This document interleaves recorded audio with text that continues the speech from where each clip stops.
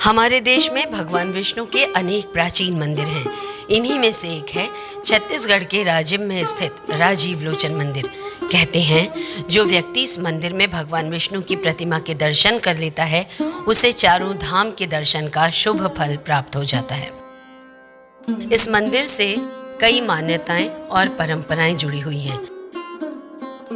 राजीव लोचन मंदिर राजिम के त्रिवेणी संगम पर स्थित है।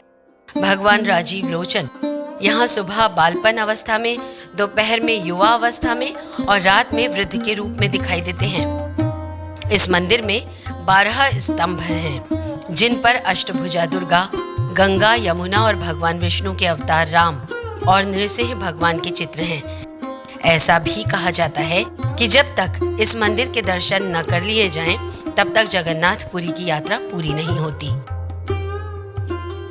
इस मंदिर से जुड़ी एक मान्यता ये भी है कि यहाँ भगवान विष्णु रात्रि विश्राम के लिए जाते हैं। इसके मान्यता के पीछे कई कारण बताए जाते हैं। मंदिर के पुजारियों और भक्तों ने इस बात को अनुभव किया है। उनके अनुसार जो भोग भगवान को लगाया जाता है, कई बार ऐसा लगता है कि भगवान ने वो भोग ग्रहण किया है। कई बार दाल चावल पर हाथ के निशान मिलते हैं।